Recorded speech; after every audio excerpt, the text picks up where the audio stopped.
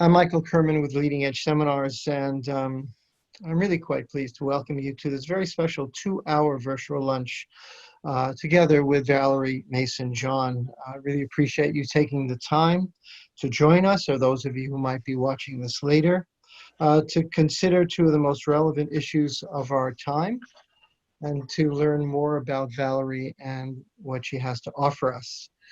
I'd like to just start off with a little kind of housekeeping, who we are, what we're up to, and that kind of thing. Many of you know us from coming to our workshops in Toronto, and now we're all online. And this month, we're just having some free programs like this one. 3 more virtual lunches together in July. They're all on Tuesday, so I just want to tell you what those are.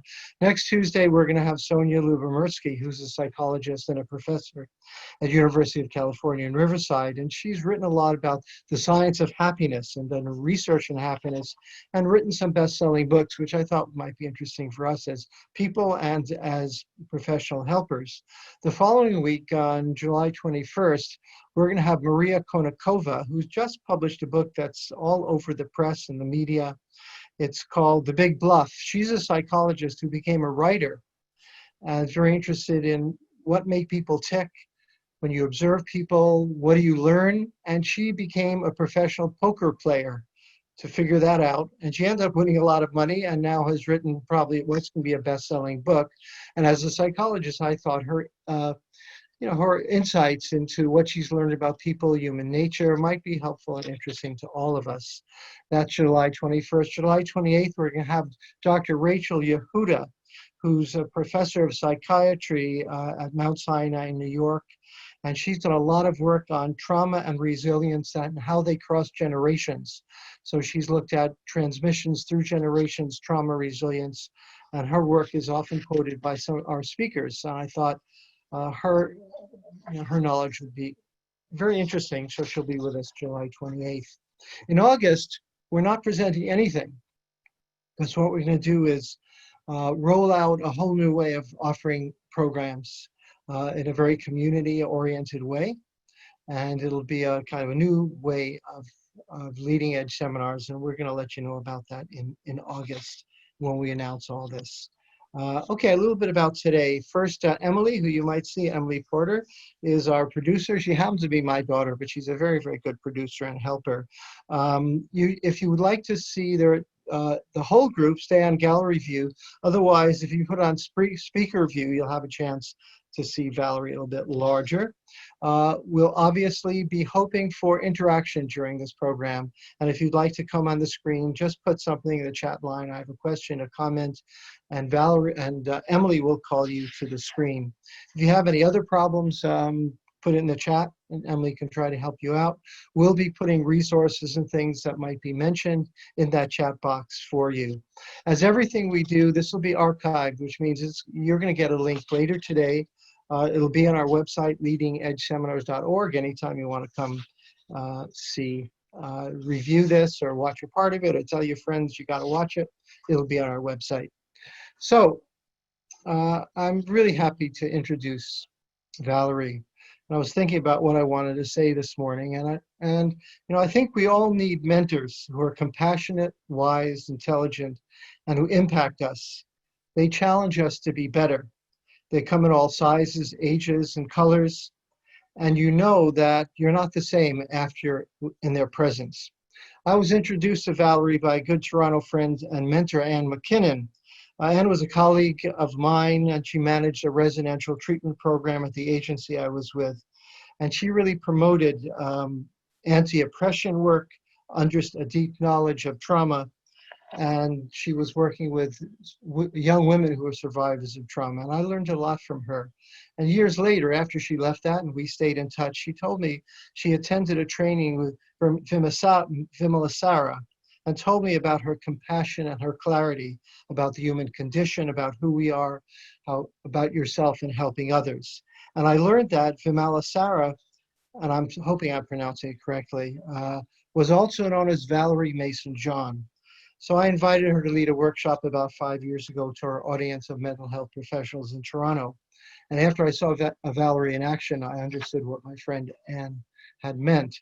So Valerie Mason-John has a very unusual set of talents. She's a public speaker and a master trainer in the field of conflict transformation, leadership, and mindfulness. She's an award-winning author of 8 books and the co-author and co-founder of 8-Step Recovery, using Buddha's teaching to overcome addiction. She's won the Best USA Book Award in 2014 and the Best International Book Award in 2015 in the self-motivational and self-help categories. What else is Valerie? She's a certified professional mindfulness teacher, recovery coach, life coach, and compassion inquiry facilitator and practitioner. She's a co-creator of mindfulness-based addiction recovery. She's been practicing mindfulness for over 30 years and is one of the leading African descent voices in the field of mindfulness and addiction. She trains professionals working in the field of addiction all over the world. She's the author of Detox Your Heart, Meditations for Emotional Trauma, a self-help guide on mindfulness of negative emotions. She's also a Dharma teacher known as Vimalasara, and she was ordained in the Triratana, I probably got that wrong, Buddhist community in Vancouver, where she's a senior teacher in this tradition. She works tirelessly in the field of mindfulness. The Buddhist teachings are an essential part in her personal practice. Now, she's also a playwright. Valerie wrote the box office sellout cult play Sin Dykes and has been touring her one-woman show, Brown Girl in the Ring, internationally for the past 10 years. And the show is adapted to current issues in politics while keeping to the story that she is related to the Queen of England. She recently produced blackhalifax.com, 12 short poetic dramas documenting the African descent history into Halifax and Nova Scotia during the 1600s. Finally, she's an author of a book that I've read just recently, I Am Still Your Negro, an homage to James Baldwin. It's poetry, prose, it's powerful, it's moving, it's historical, it's funny. It's kind of a book you'll never forget, and I've asked Valerie to read some poems today. So that's kind of a long introduction because I really want you to know who we have the pleasure with today. So Valerie, thank you very much for joining us. Thank you for that long introduction. You did a good bit of research there, Mike. Maybe we can start with you in your own words, telling us about your journey. That's I always find that quite an interesting question, because sometimes I posit, what if when you met somebody you never ever told them about your past? And you know, what if? And the reason why I have that what if, because once upon a time I was so identified with my past that I was stuck, and I was stuck in trauma. And I couldn't grow because I was so identified with my past. You know, this happened because of this, I'm like this because of this. And I got to a point one day of, and I should actually mention is I used to be a volunteer guide on Liberation Unleashed, which is a great portal if you've not heard of it, Liberation Unleashed. And it's this portal which guarantees to help you see through the illusion of self. And what is this illusion of self? This illusion of self is this fabrication and concoction of the mind. It's this story that we create. And that story has come from childhood. We create it, we identify with it, we fix it, and it becomes us. And how do we begin to see through that illusion? And it was doing that work that what I could really see was, in the end, was so what? And if somebody had said to me, one day you will look at your life and say, so what? I would have said, you don't understand, you don't get it, you haven't lived that life. But actually, there's a part of me which says, so what? So it happened, that happened, but I'm this person now. But yet sometimes something happens 50 years ago and we're still recreating it 50 years later. So again, when people say, what is your journey now? It's really hard to even say what that journey was. I wrote a book called Borrowed Body, which is semi-autobiographical, fictional memoir. It actually did win a couple of awards. It's, to my claim to fame, it beat Joan Didion's book, Magical Thinking, to an award. So that's pretty, it's pretty good, pretty awesome. And I'm aware that when I wrote that book, if I had written it 10 years earlier, it would have been very different, because I was still really angry. And if I wrote that book now, it would be very different, because how I see my past today is very different to how I saw my past 10 years ago, because I see my past through the filter of the state of my mind today. Yeah. So my journey, the facts, let's see if I can stick to the facts. I was born in 1962, and I'm a Sagittarius. Very proud of that, a tiger. And it says in my records, that I was separated from my biological mother at 6 weeks. And then I had a series of perhaps three separations. I went to 3 lots of foster parents. And what's really interesting about that is this whole thing of implicit memory, when we talk about implicit memory and explicit memory, because I used to say that my life began at 5, because I had no memory of what happened before the age of 5. No explicit memory, but I did actually have an implicit memory. And how that implicit memory manifested was that as an adult, when I started having romantic relationships, they would last for 6 weeks. 6 weeks would come by and I think, oh, I'm off now. You know, that's it, bye-bye. I'd get rescued. I'd be rescued. I'd be back on my feet. 6 weeks, I would be off. And then in my late teens, I'd always say, oh, you know, between my birthday until January the 5th or 6th, this is a really difficult time for me. And I just wrote it off because it was my birthday and then it was Christmas, and I would just write it off. And of course, with New Year's resolutions, I always would make my New Year's resolutions around January 5th, January 6th. If I was going to end something, that's when it was going to happen. I get to read my records. So I grew up in orphanages, and I get to read my records. They made it legal for us to be able to read the records. So I read my records in my mid-20s, and bingo, I separated from my mother at 6 weeks. So there was some implicit memory in the body. And not only that, I separated from my biological mother, well, January the 5th. So somewhere in there, the body had remembered that this was a time for separation. And it was so empowering and enabling to see that, because I can't do anything. I can't leave my house. Oh, thank you, Stefania. You were on yeah, you've been muted now. Okay, I've lost you, Michael. Where are you? I'm here. Yeah, okay. Yeah. Great. So there was, somewhere in my body, it remembered. Yeah, it remembered.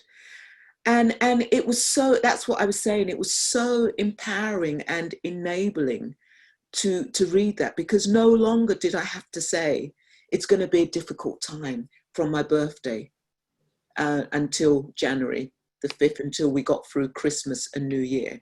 No longer did it have to be that way. So that was really enabling. And the other thing I would say that I was somebody who perhaps had separation anxiety. It was like I would stay in relationships and I would get the person to leave. I wanted to leave the relationships when I managed to start having longer relationships, and I knew I didn't want to stay in the relationship. I couldn't leave. I had to be left.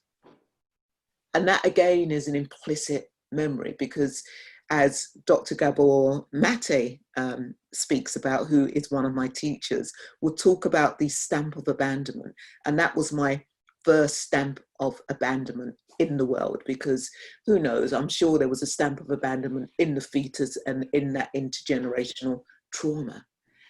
But I did have this separation anxiety, until, even to the extent with my partner, I would often say to my partner, you need to tell me when you're leaving the house.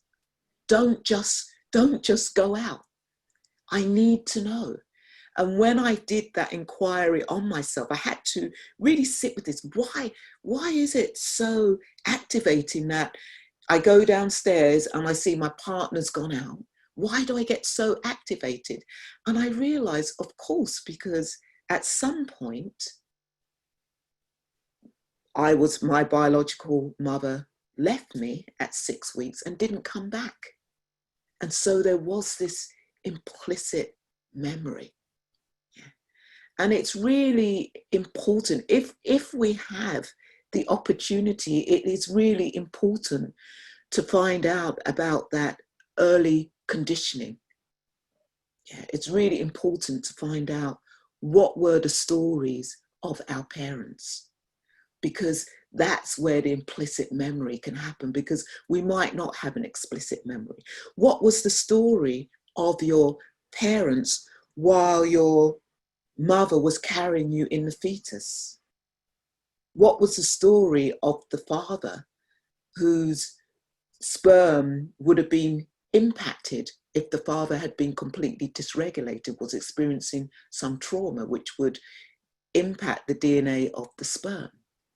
So these things are really important if we really want to free ourselves from our past. So my thing is that it's really important for us to free ourselves from our past.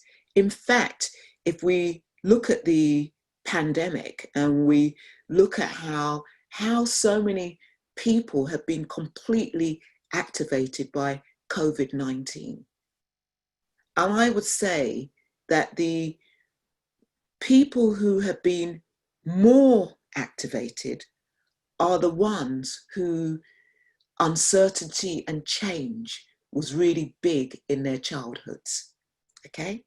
Because what the COVID-19 brought about was uncertainty and change, yeah? And if you grew up in a household where there was so much change and so much uncertainty, that's what's going to be activated and present right now, that past in the present. Those of us who perhaps didn't have so much change and uncertainty, yeah, we might be slightly discombobulated, but we can get on with our lives. I'm somebody who had a lot of uncertainty and change, but because of the work that I've done around through Buddhism and through mindfulness, I can really see that uncertainty is reality. You know, why are we arguing with reality? Everything is uncertain. You know, what can we find in our experience which is certain? What can we find in our experience which is permanent? If you really try to look for something permanent, for something certain, you're not going to be able to find it. You might argue and say, oh, well, this is it. But when you really look, nothing is certain. Nothing is permanent. But we live our life as if things are certain. One of the practices I would have, because I did so much traveling, yeah, hallelujah to COVID-19. That's one of the great things, it's actually grounded me and I've been really enjoying it. But you know, with so much traveling, and I would have to say, all plans are provisional, because, you know, my partner would get so angry when a plane was delayed. So like, and I'd just say, well, you know, that's the nature of travel. It might happen. All plans are provisional, you know. And I know for me, I was actually in Spain, and one of my friends who was with me, Ava, who's here on the call, I was in Spain when the COVID-19 all broke out. I was leading a retreat there.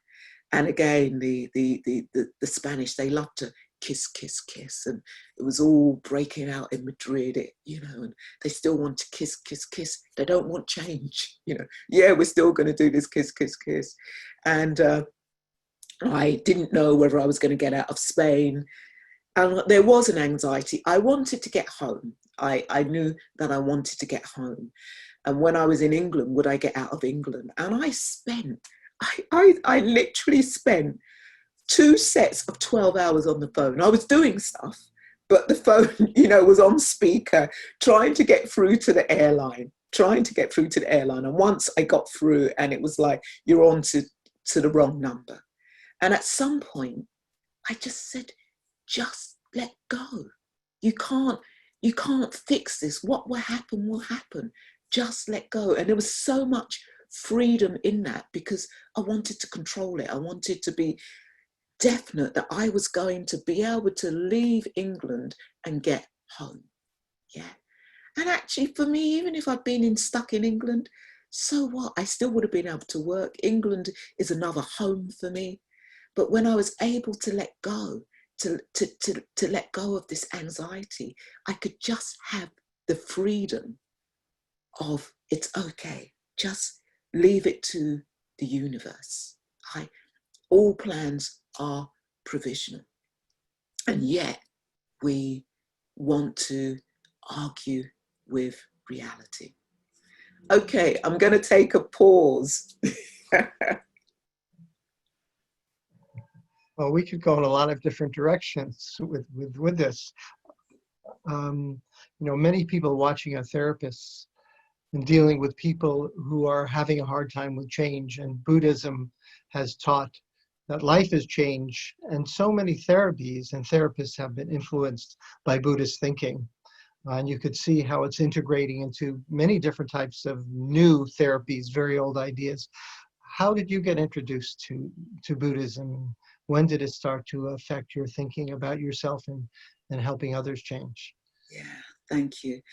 It's interesting because I see Buddhism is the oldest therapy that we know of, really. And there are so much different variations of Buddhism, cognitive behavior therapy, mindfulness, dialectical behavior therapy. But how did I get connected to Buddhism? I'm smiling because it wasn't my very, very first jobs, but I trained as a journalist, and I worked as an international correspondent out in Australia, covering Aboriginal deaths in custody, Aboriginal land rights. And I had and it was really interesting actually, because it was during, I remember Dr. Bozak, during the time of, Free Nelson Mandela and all the stuff that was happening in South Africa. And Dr. Bozak had actually had a call for Black journalists to go out to South Africa. And I would have been 24, working as a journalist. And my claim to fame, actually, so I will get back. In fact, I was a feature writer, and it was during the Thatcher times, and I actually got an interview with Margaret Thatcher. Okay, I still have the letter. It was declined. I always say that's because they most probably did a police check on me, as a juvenile, I got, shoplifting as long as my arm, a list. So anyway, it didn't happen. So I was a very kind of high profile journalist, giving talks with people like Stuart Hood and John Pilger. So I was that kind of journalist. And so England, they put an embargo. They wouldn't allow journalists to go out to South Africa. And I wanted to travel. And in fact, that was it. I was on an acid trip with a girlfriend who was Australian, and it was like, with acid, it was like, and in 1988, there's going to be this big march, and the Aboriginal people are going to do this big march because it was 200 years of England being in Australia, and the Aboriginal community were going to do this big march. And I can remember saying, I will be there, I will be there. So as a journalist, I went out to Australia, and I had the privilege to live traditionally. I went to Yirrkala, so there's a couple of tips in Australia, the tips, and the Yirrkala is right in the tip. And I went to live with the Yolngu people, and only the elders had contact with the white Western world. And so it was an amazing experience because it slowed me down. It completely slowed me down and taught me to think out of the box. I remember one of the first things when I arrived, they said, we've never met a pale black before, which was, look at how dark I am and I'm a pale black, And it was like, who was I indigenous to? This was the ones who could speak the English. Who was I indigenous to? And it's like, indigenous? I'd never even thought of indigeneity, indigenous. My bed was under a tree, and I would sleep under this tree, and tiger balm, I'd have carried tiger balm. That was one of my medicines. And every day I would look for my tiger balm, and I couldn't find the tiger balm. And somebody would point to the tree every day and show me where the tiger balm. After about a week, I'd suddenly realize, oh, my tree is a cupboard, okay? And the tiger balm is just put in the same branch every time. And so in a way, it really opened me up to see the world differently. And the dream time, I did a lot of sitting because the indigenous people did a lot of sitting, and we could be in communication and we wouldn't be opposite each other because we would be facing the land from where we came from. Because, as you know, with the genocide of the Aboriginal people and the colonization, many people were moved off their lands, and so they would face the land that they came from. And it just, I knew I had to go home to do the work. I just knew I had to go home to do the work. And I knew I couldn't appropriate that culture. And so when I was out there I returned when I was 27. And I always had this thing of I wanted to meditate. So I'm going to cycle back that as a young kid, I lived on the streets. I was a runaway kid. I lived on the streets. I'm saying that, and I noticed one of my clients, maybe several of my clients are here, so they get to hear a bit about me. But anyway, you can Google it. So I was living on the streets, 14, 15. I made the choice to live on the streets. It was safer to be on the streets. And I realized I'd made that wrong choice. And to be able to live on the streets, I was a pickpocket and shoplifting. And, at some point I got incarcerated and put into children's prison, Borstal. And I spent a lot of solitary confinement, and it was amazing. I thought it was another kid's home. So I broke the rules, and, so you'd go to the punishment block, and it really was solitary confinement. You'd be told you get live away, the governor, you'd get live away, and you didn't know when you were going up. And basically you would be in a strip dress, which you couldn't tear, and you would just have a piss pot. You wouldn't even have a bed. You'd have a piece of concrete that you slept in, and your food would be served to you through a hatch. So it really was solitary. And if you was lucky, you got to walk around this little quad for 10 minutes. And there were some really disturbed people. I remember one person who who knows where they are now, but they would bang their head on the pipes, very disturbing. But I just went into altered states, and I didn't know exactly what it was, but I went into altered states, and I just had some insights, and I really knew that this was a life that I couldn't live. And I remember there was yoga. There was also yoga as well. And so I was taught yoga. And I think there must have been some meditation with it too. And one other thing, I had this adaptation. While I was there, I had this thing that I couldn't breathe. So I would mimic an asthma attack. And one day, and I couldn't breathe, and they would have to take me down to the medicine block, the hospital block. And one day the doctor said, she's faking it. And my cover was blown. And that was really, for me, I had to really go inside myself. Like, yeah, it was just a real time of change. It was a real opportunity for change. So I came out when I was 17. I did about 15 months, and I was very fortunate, and I came out. And so I had this experience of altered states. And then the next time I had experience was in the nightclubs. I used to do a lot of nightclubs, and I didn't do drugs then in the nightclubs. It was all about the dance and just being able to do things. Like, I wouldn't think, oh, I would do this. I could just do things. So there was always this snobbery with, were you a street dancer or was you a classical dancer? And I was a street dancer, and you'd have these competitions. And so I knew that there was something other. And again, I touched this other out in Australia.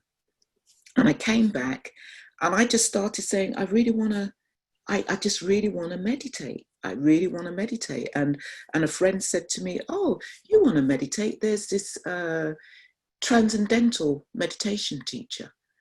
And so he was at somebody's private home. I went for a sit, and the impact on that one sit was amazing. It was absolutely amazing. I can remember speaking to a friend that night, and my whole voice had changed. So I got into meditation because it made me high. That's how I got into meditation and Buddhism, because it made me high. The teacher, he went off to India. And I had friends who were going to what was then called the Friends of the Western Buddhist Order. And for me, it was like, I want to do it my way. But then it was like the teacher went, and I always remember a really good friend of mine, she would go off and meditate, and we would be at our house, and we said, oh, we're partying, you can go off and meditate. So I was really around people who were meditating. In fact, I always say that I was really close friends with the partner of a friend who taught meditation. And we would always say, that's what the good girls go and do. They go off for meditation weekends, and we're the bad girls, and we go off partying. So it was always around, it was always there for me. And so that's how I got into Buddhism, because I started going to the Friends of the Western Buddhist Order. I got into meditation, and it was like, it was this drug. It was like, it didn't cost anything, it wasn't illegal, and it didn't take up any space in my luggage. And I think for the first time, I experienced positive mental states. Yeah. And what I wasn't aware of then, and what I'm aware of now, that it was really regulating my central nervous system. I just knew, in fact, I was moving to Spain. In fact, when I was going to move to Spain because of a partner, I was going to learn the language, but I knew that I had found something that was going to change my life forever. I knew in that first year that I was never, ever going to love in the same way again. And the reason why I say that is because I had a very dysfunctional love affair. In fact, I actually had a relationship with one of the prison officers in the Borstal that I was incarcerated in. The day I left, literally the day I left and had my freedom, I went to her house. Yeah. And this relationship started this sexual relationship. She was 18 years older. You know, my senior was in a marriage, had a child, and it was, if you've read Thomas Hardy, Return to the Native, I was Eustacia. I loved to madness, completely loved to madness. I can remember looking at her, and before my eyes, she would change into this most beautiful goddess. It was like, and the mind, what the mind can do, the fabrication and the concoction of the mind. And I can remember at one point when the relationship, several times the relationship was going to come to an end, but I can remember at one time, I can remember sitting in the street completely traumatized, and it was as half my body had been ripped from me. And I knew that I never wanted to love like that again. It was, that relationship was maybe 3 years. I had to go traveling. In fact, to get her out of my system, I did a kibbutz before university. I went off and did a kibbutz, and that's a whole another story. Nakalos, 3 kilometers away from Palestine. We could go there, and a whole complete story. I went traveling with my best friend, and that really opened up the box for me. So when I got into Buddhism and meditation, it was like, wow, I'm never going to love like this again. And I was angry, because that kind of love is so intoxicating.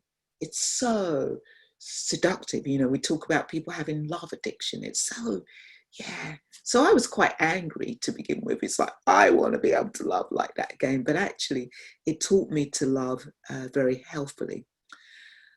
And then, you know, as you say, how did I get into the Buddhism? It was the meditation that really pulled me to the Dharma.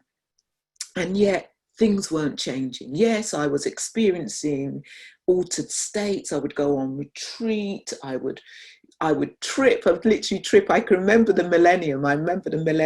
My mates, all the parties that they're going to go to over the millennium, because us Brits, I live in Canada now, but us Brits, we know how to party. It's all about the partying, you know.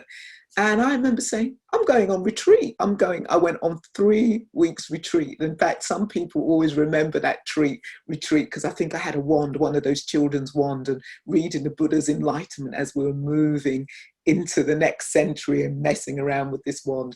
And I had a fantastic time. And, you know, things had started to change. But when I first started, you know, meditating when I was 27, 28, things did change. I opened up. I remember I was never going to talk to a friend again, and doing this practice of metta bhavana, the practice of loving kindness. I walked past this friend and said hello, and it was like, hold on, I'm not supposed to say hello to this person. So the practice had began to open up my heart and taught me to love myself, because I hated myself with a vengeance. I've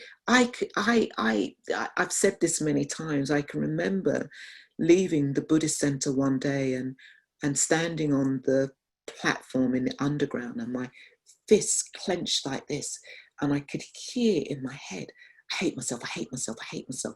I can't even say it as fast as it was going. I hate myself. I hated myself with a vengeance.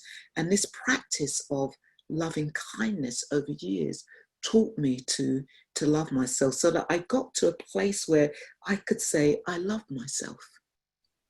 And then, of course, I could still hear, I hate myself, but I could say that I love myself. But that wasn't enough, because it's like I still had to inquire, why does this voice, I hate myself, still keep on coming up? And then to see through the illusion of I hate myself, because actually I can remember, I can't remember how many years back it was like I heard the voice, I hate myself, but what is there to hate? There's nothing to hate. What is there? There's no self to hate. There's no self to love. And that freedom, and realizing that actually that voice kicked in just because I couldn't stay with vulnerability. just because I couldn't stay with the pain of the vulnerability. So much more easier to go with the familiar voice, I hate myself. So the teachings just transformed my life. But as I was saying, things weren't changing in the sense that I wanted to meditate, because I was diagnosed as an extreme bulimic. I didn't keep anything down. I was an extreme bulimic, and I would go on retreat, and that was the places where, for the first time in my life, I could keep food down. But as soon as I left the retreat, I would relapse again. And I just knew it wasn't just about getting high on this meditation. There had to be something more. And this is a bit like mindfulness, really, because mindfulness is great. Of course, mindfulness is great. Many employers are using mindfulness because they can get better production values out of their employers. We do mindfulness because it helps us to feel a bit better. Life is a bit better. But still there's dukkha. We say the word dukkha. There's unsatisfactoriness. And really taking on the Dharma, really taking on mindfulness in its full gamut, is when we can really begin to have that freedom. And for me, it was really the Buddhist teachings that really began to give me freedom, really. So that's how I just, Buddhism caught me. It was it was a community, it was a safe place to be. And there's my teacher, Sangharakshita, would say awareness is revolutionary. And I can remember looking at that quote, awareness is revolutionary, and reality is perfumed with compassion. Those two quotes, those teachers, my teacher gave me. And that awareness is the revolution takes place in the body. Often we're waiting for the external revolution, but the revolution happens here. Because as we say, and I'm not saying I'm enlightened here, okay, what I'm saying here, there is this saying, before enlightenment is chopping the wood and hauling the water. And after enlightenment is chopping the wood and hauling the water. Yeah. So what we're saying is the revolution has to happen here, because when the revolution happens here, we begin to relate to our world differently. We begin to relate to people differently. We begin to relate to our past story differently, if the revolution can happen inside and actually really see reality is perfumed with compassion, rather than having this whole aversion to reality. And I'd say the most important teaching for me, there are so many teachings in Buddhism, which is great. I can remember working in the education system, and and then everybody was saying, yes, there's all these different learners. There's an emotional learner, the kinesthetic learner, the numeric learner, all these different learners. But yet, of course, in Buddhism, we always knew there were different learners. There were so many different teachings for different types of minds.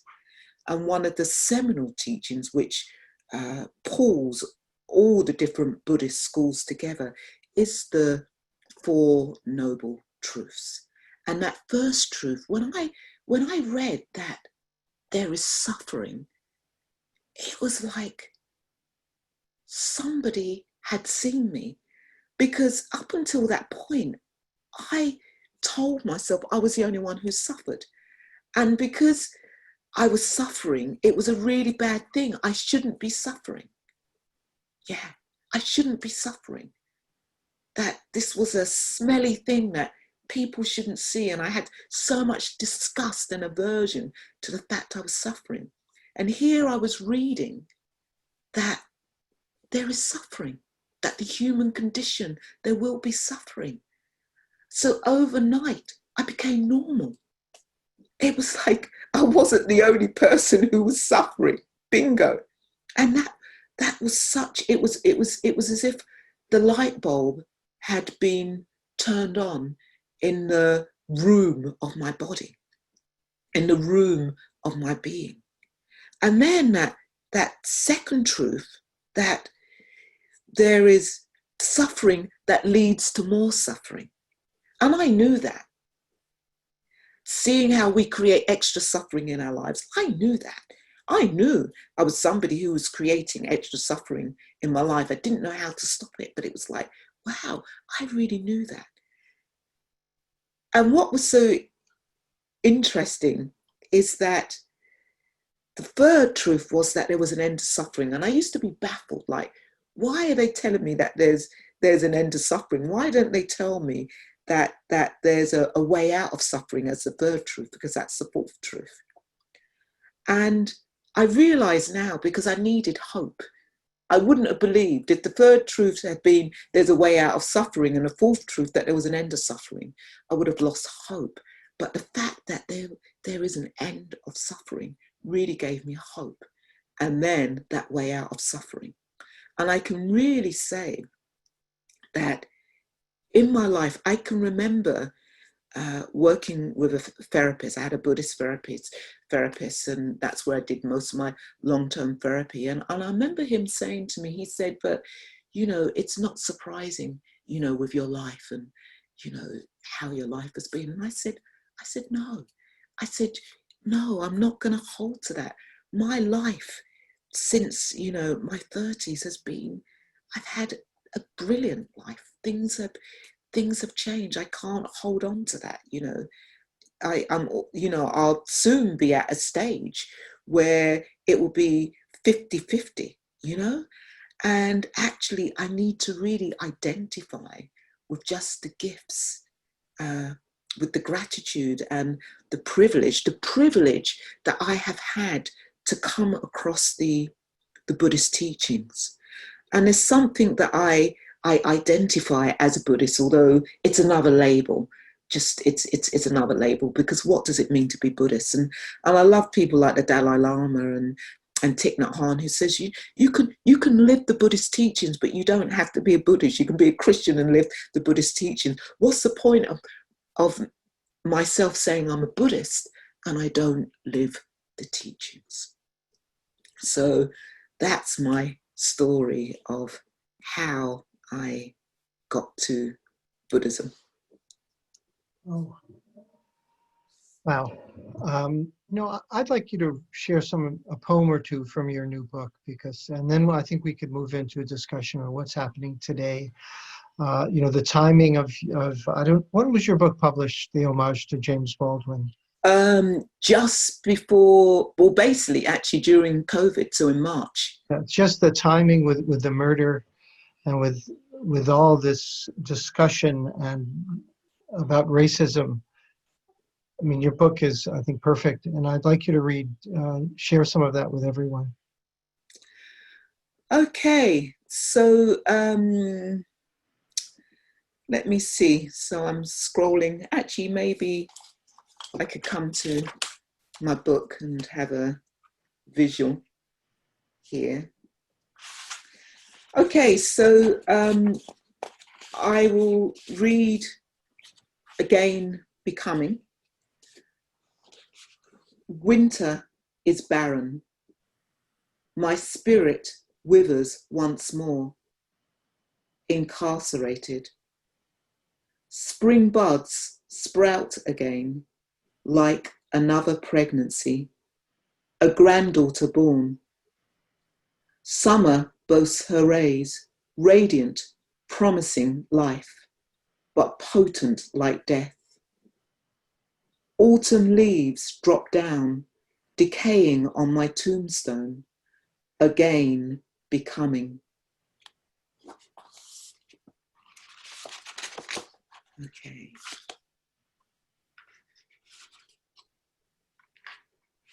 So I will read something from my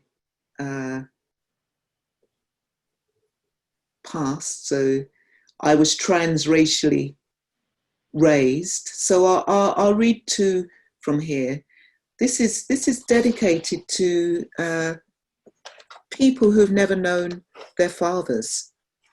And if I think of the Black community, we're one community. I mean, obviously we're not the only community, but we're one community where it's almost become the norm that kids don't grow up with their fathers. And if we think about it, that Black men, it's said, are the most incarcerated race in the world, be they in prisons or mental health institutions.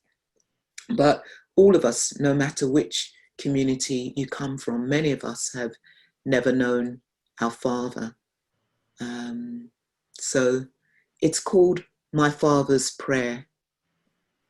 My Father, who art in the universe, what on earth is your name? Will you ever come? Thy will be home, dead or alive. Give me day or night your daily name, and I will forgive your sons, forgiving all those who have colluded with your sins, and lead me not into more unhappiness, but deliver me from this pain. For thou have the power and the knowledge for ever and ever of all men.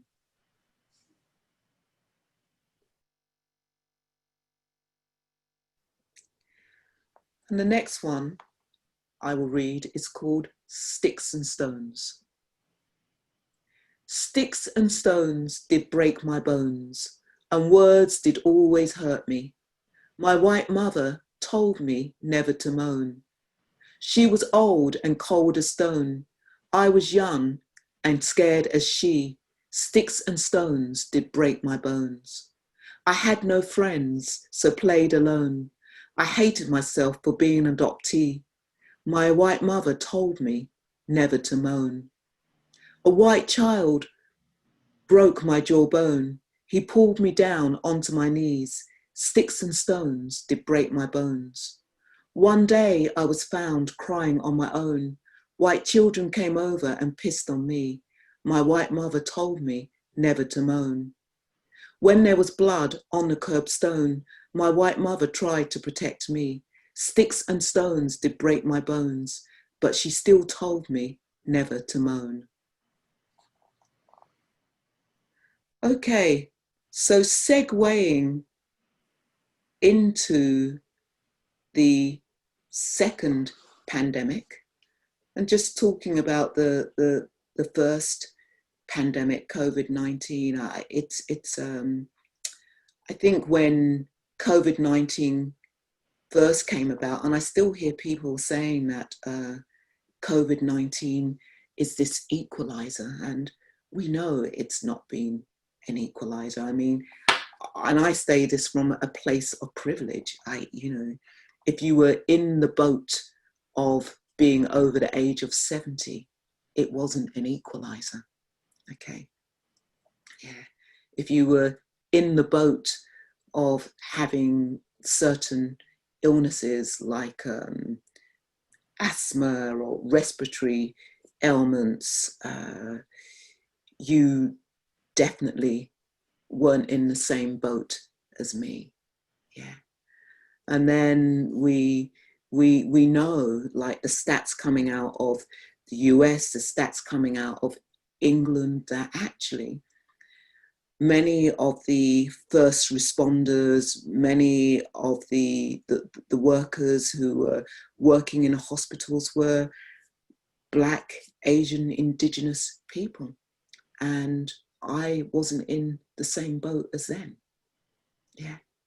We know even in Canada, when we go to places like Montreal, it was Black people who were being impacted by the COVID-19. Also, if you were a migrant worker working in factories, working in meat factories, I wasn't in the same boat as them. Yeah. So this COVID-19 most definitely has not been an equalizer. Yes, we were caught up, the majority of the world, because not the whole of the world, not every country was caught up in this storm of COVID-19. But I know the boat that I was in was slightly toppled. Okay. Yeah. So it most definitely wasn't an equalizer. Yeah. And of course, I talk about two pandemics, capital S at the end. For me, my life, the way my life was impacted, I got more clients, you know, having to work with people who were, you know, a lot in distress, or working with people who were first responders. So my life was hardly impacted. And plus I lived somewhere where there were only 6 cases. So I didn't have to live with that fear. But the second pandemic did throw me out of my nest. That really did have an impact on me. And as I said, I was in an interview the other day that it was a dark night period for me. I went into a bit of a dark night period. So I'm going to read this and then we'll go into conversation, and I might read something else. So this is from my book. It's called Yutta's Lament. And I would say that the spirit of the supreme being of Sierra Leone, which is where my people originate from, Sierra Leone. My name is Mason John. What Indigenous African has the name Mason John? So that tells you that I'm of slave stock. In fact, it's very interesting because, as I said, I was a journalist, and when I used to go and interview people would assume, you could see their face kind of like, what the hell's happened? People would assume this white person was coming to interview them because of my name, because in England, the majority of people who had compound names or double-barreled names were white and middle class, and this black person walks through the door. But actually, if you're Sierra Leonean, you would know that I was Sierra Leonean, because the compound names are a hangover from slavery, being colonized by the Portuguese, who had compound names. So I actually went to Sierra Leone, and it was a huge shock. So I'm beginning to talk about intergenerational trauma. I met my aunt, and I remember asking her about being of slave stock. She said, "Of course you're of slave stock." And it was, although I intellectually I knew, it was just a bit of a shock. And also to meet people whose grandparents had been slaves. We talk about slavery being abolished in the 1800s, but in certain places of the world, slavery still existed. Even in the USA, you know, in the 1900s, there are places where slavery still existed. So perhaps I'll do 2, and then we'll go into the conversation. So this is the Supreme Being speaking through me. Yutta's Lament. I was born in the red hot dust, among the luminous green foliage and the sweet smelling fruits of the earth. My guardians left food at the base of my roots and bowed down and worshipped the land they depended on. In return, I protected them from the hot swelling sun with my luscious emerald green shade, and sustained them with the abundant crops I produced all year round. And so my progeny were happy. Then one day, the hungry ghosts voyaged into my waters, arrived on my shores in their big, tall ships. I told my progeny, befriend them. They are part of our human race. My people thought the men on ships with their pasty faces were sick. They thought The men must have a bad fever with all the clothes they clustered upon their bodies under my blistering sun. So my people gave them food and medicine in the hope they would recover. Some turned scarlet, but those who recovered burned a golden brown and soon became strong. I saw it coming, tried to warn my people not to tell them our secrets. My heavens opened and poured out my warning signs. Squalling rains and thunder came in February, months before the rainy season was due. My earth became mashed like fufu, but it was too late. The hungry ghosts knew all they needed to know. They climbed out of their tall leather boots and learned that barefoot was the way to tread. In the middle of the night, they stole up silently on my people with fishing nets, chains and guns. They herded them up like cattle, slaughtered them like pigs, and beat the wretched survivors into a pulp. My guardians were destroyed, broken people. Those who survived, who were clamped at the feet, wrists and necks, and dragged off to the ships, were never the same. Their spirits were crushed. Their bodies sagged. They called out for me. Yatta, come now, punish we no more. They cried, threw libations at the trees, the mountains, the plants, and everything that lived. Oh, how my progeny howled. My soil is stained with the blood of my people. Then the hungry ghosts sailed back to the land, and with their hatchets, choppers, and bulldozers, they cleared my jungles. My trees were hacked down, severed and splintered. This ransom of my land is forever visible in the red dust that scratches the eyes. The next time the hungry ghosts cursed my land with a visit, they returned with their missionaries. They destroyed my idols, my artifacts, sacred stone deities, places of worship beneath the trees, beside the rivers, and on top of the mountains. They pitched their wooden crosses at my holy sites and choked my people with their white Jesus, brainwashed them with their primitive laws, banished anything that did not conform to the union of Adam and Eve. The backbone of my people broken to smithereens. Our religion, culture, and language fractured almost beyond repair. Oh, how I wept.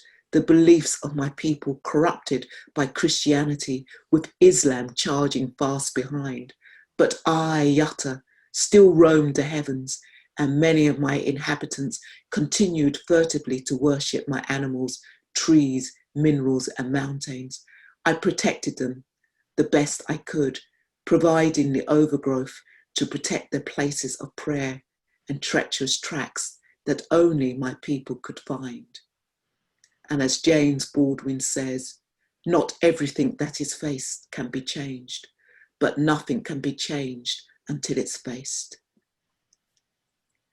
And I'll end with Thomas Peters. And I'd say that for me, this was really me dealing with that intergenerational trauma of slavery. I remember saying to my nephew, yes, of course you're of slave stock. And he just said, what hope have I got? My mother's of slave stock and my father's Jewish. What hope have I got? And just how that traumatized him, that next generation. So this is called The Ghost of Thomas Peters, and it's a neo-slave narrative, and it's based on a true story. Me slave named Thomas Peters, and me can read. Yes, me can read real good. Me never let me master know me can read. I's a smart slave. I's a let my master think me need the newspapers to keep me warm at night. 1775 it was when the master wife throw she old papers at me feet, and my eyes catch the ad real good. King's army needs recruits, and my eyes clap down pon the words, Negroes, we need you too. Lord have mercy upon me. It may give me 2 good eyes for a reason. It may give me 2 strong legs for a reason. It may give me this newspaper for a reason. I'ma run, I'ma run, I'ma run to the flour mill. I'ma whisper to my friend, look, Dunsmore proclamation. Come now, follow we. We're gonna be free. Come join the King's army. Come now. Follow we, we're gonna be free. Come join the King's army. And them look upon me as if I'm crazy. What wrong with you? Why are you so uppity? We eat good, we dress good, we get few lashes, we're staying. Runaway slave get catch, runaway slave losing feet, runaway slaves get killed, runaway slaves get catch, runaway slave lose them feet. Runaway slave get killed. Runaway slave get catch. Runaway slave lose them feet. Runaway slaves get killed. But me not care. Me just run and run and run. Just as me did in 1760. 26 years old, running with my Egbert clan when the net came thundering down upon this Yoruba village and them shackle we neck to neck. Clamp we wrist to wrist, chain we foot to foot, frog marched us to Bunce Island, the slave castle in Sierra Leone, sold for a bottle of rum and a pouch of tobacco. And them ship we to the Americas with my aunties, my uncles, my cousins, my sisters, my brothers, all of them met their demise, tossed overboard.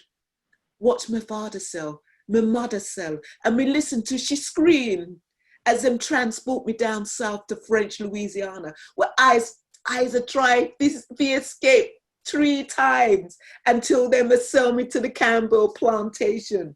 The first time they must sell me a run, they must place an iron belt upon my waist and then brand me with a hot iron rod. But me not care. We just keep on running and running for my freedom until the King's army accept we. Yes, believe the King's army accept we. Yes, believe the King's army accept plenty black people. Believe. We fight alongside these white people. We help to maintain their crown.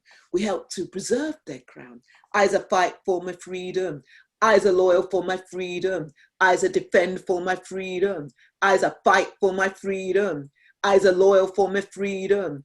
I's a defend for my freedom. And then promise me a guinea, land and my freedom. But when the Revolutionary War was over, then they tried to put me back upon the block. Then they tried to auction me off. Go on, Peters. Go on, show your master how strong your ape arms are. Go on, Peters. Him a good to work on the rice plantations. Go on, Peters.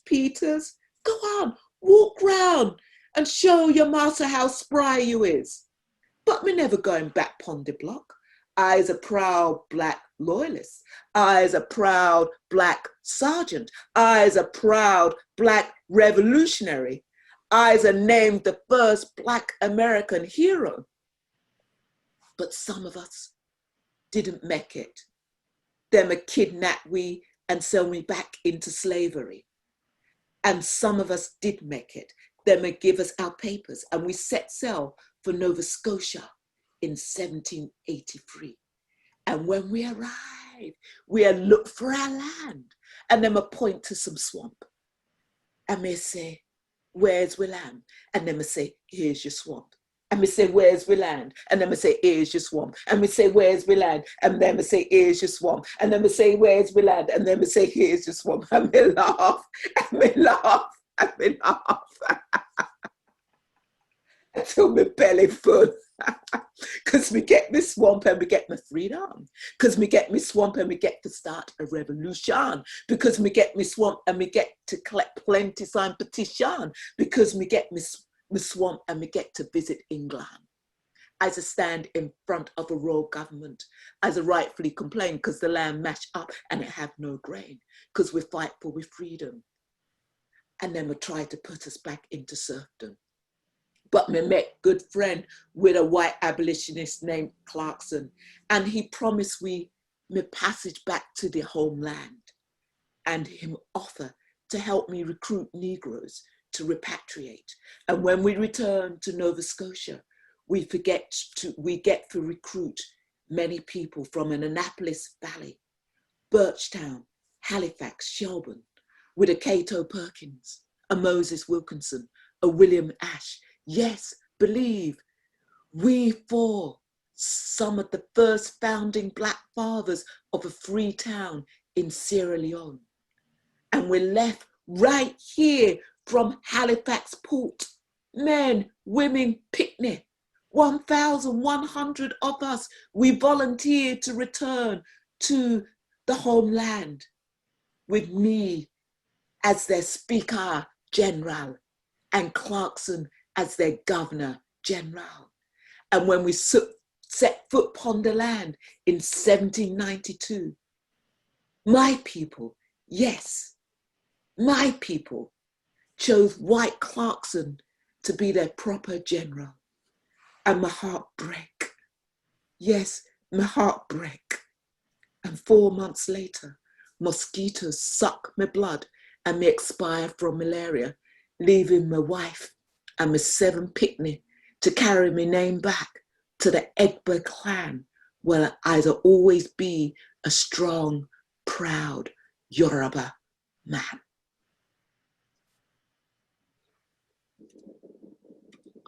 Okay, over to you. Well, thank you so much for sharing this. And in a moment, we'll open up for questions. But I'm wondering, I'll lead with the question of your impressions of what's going on after that murder of Floyd George in Canada and the United States, and what your hopes are. Are white people listening? How can institutions change? What do therapists need to know? I mean, these are big, big questions, and I don't expect easy answers. But I would like to hear your voice and then open it up to other people. Sure. I'll start with what do therapists need to know. I always say that as therapists and as counselors that we do need to know what's happening out there in the world. We don't need to kind of be glued to the news, but we do need to have some idea of what's happening out in the world, because our clients walk into our rooms with the world. That's what they walk in with. And what is happening? I mean, some people have actually called it a miracle in terms of what is happening, because I would say that it's the first time that we have seen so many Black, brown, white bodies out on the streets, uprising. And that is a miracle, because if we go back to slavery, and if we look at how we got some of our freedom, because we don't have all our freedom, you know, as I quote, Clarkson was a white abolitionist who helped us get our freedom. And we know during our slavery that there were white people who were our allies. Yeah, they helped us get our freedom. Some white abolitionists actually lost their lives. So what we know is that if we as Black and brown people really truly are going to change that systemic racism, we need to have that allyship, okay? We need to be working together.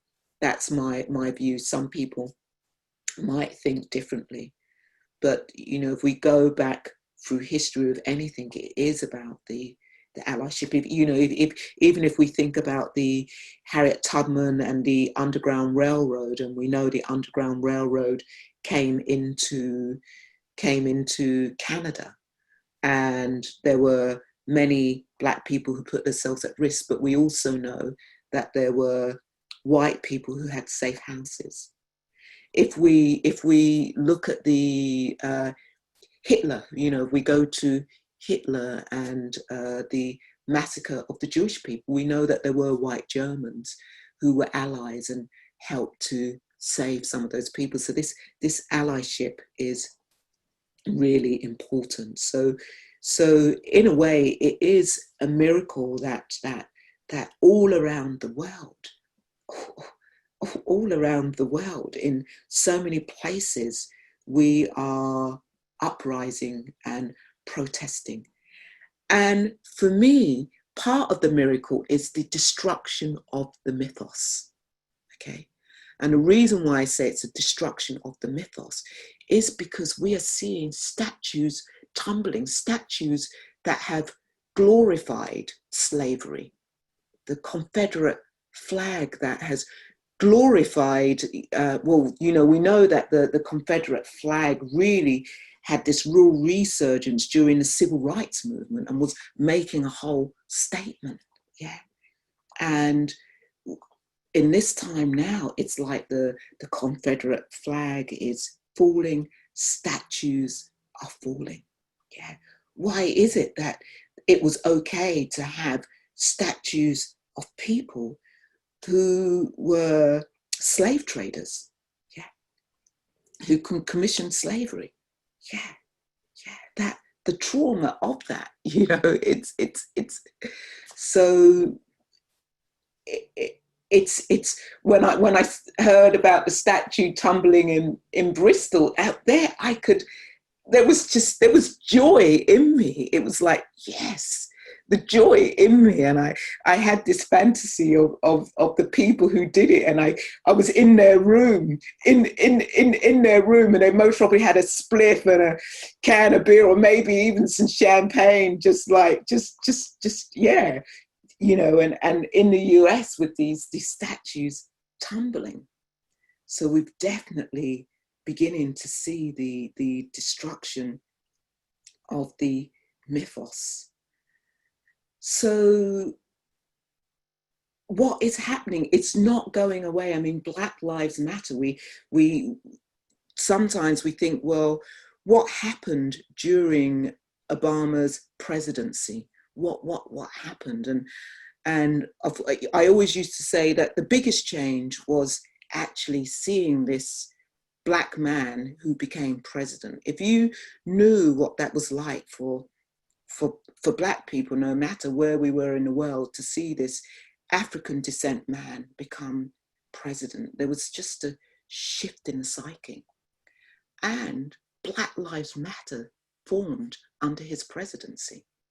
So in a way, it's almost like psychically it gave people the permission to really to create this movement. You could also see it as a part of a new civil rights movement. But we also know during this time, it seemed the escalation of Black people being killed by the police it just seemed to be getting out of the hand. It seemed that every day I was waking up that a Black person was being killed. And we know that people like Jordan Peterson, writing about, trying to debunk political correctness. And Jordan Peterson is the white Canadian, which many white men identify themselves with him. But what we saw was happening is that white men, their power was being threatened. Yeah, it's almost as if it was like they were losing their power. I mean, it's not surprising that we have the backlashes Trump, who speaks for that particular white male voice.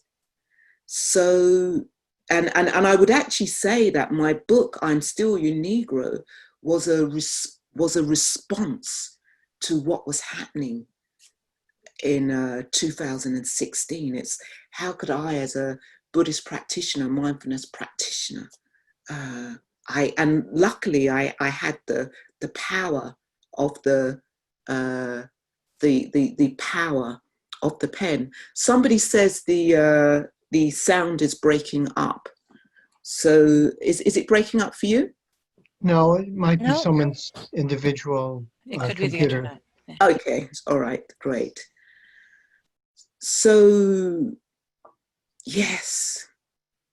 And then, so just coming back to 2016 and Black Lives Matter.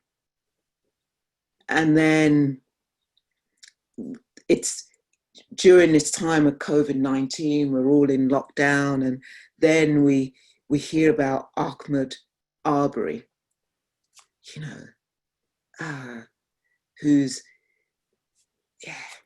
just killed by white supremacists.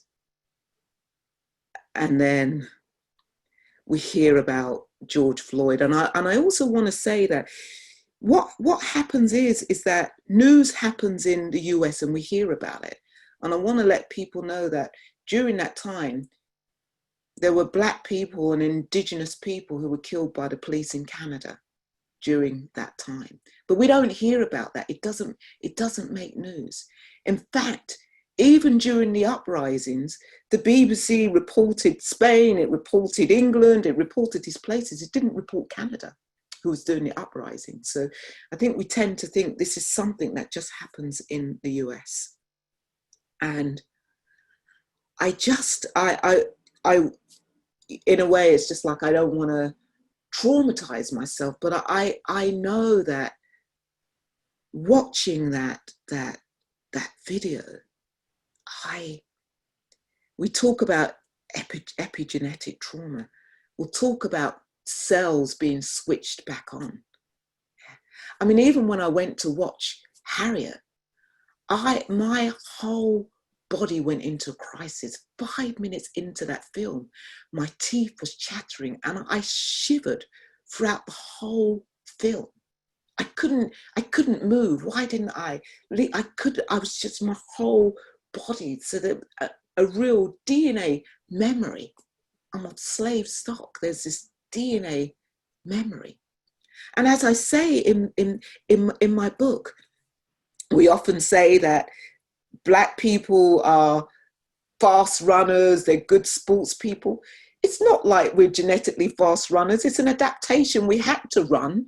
We had to run from the slave traders. We had to sing to save our lives. You know, a lot of these things, we're good singers. They're all adaptations. Yeah. And we've inherited that. So coming back to present, what is happening? Black and brown bodies and white bodies are saying no more. Something has to change.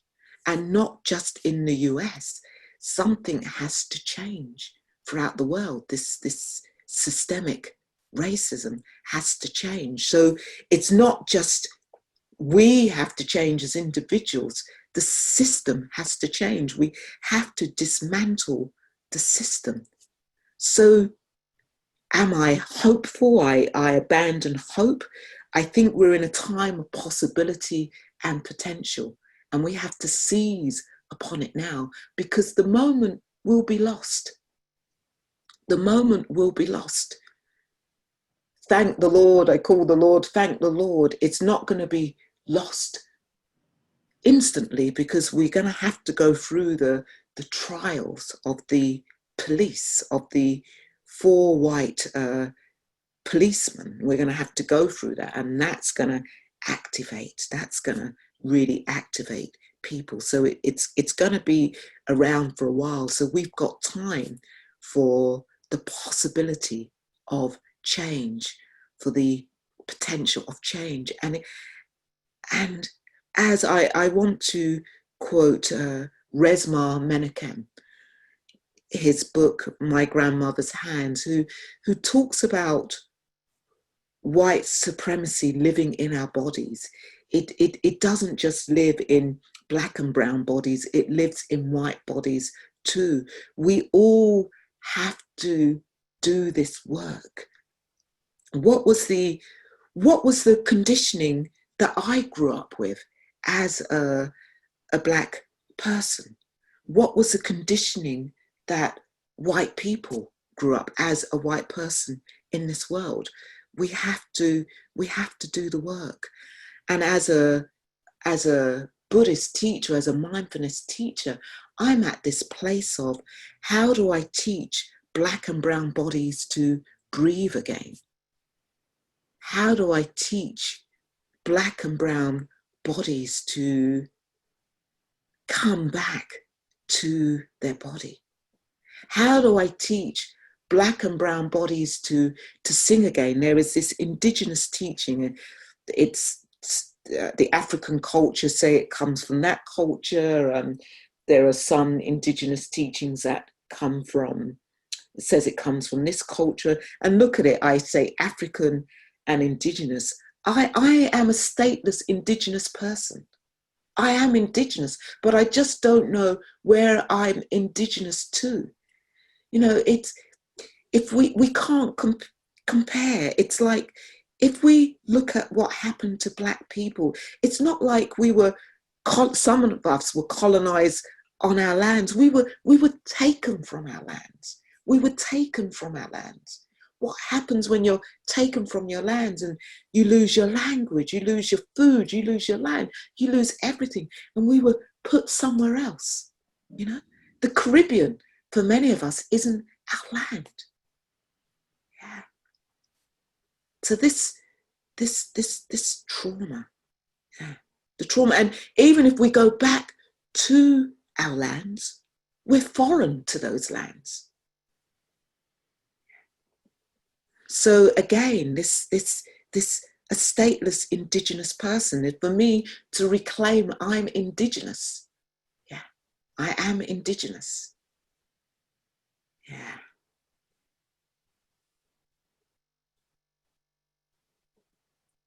It's a lot of holding, a lot of healing. We as Black and brown people have to do a lot of healing. But that healing isn't about now, it's intergenerational healing.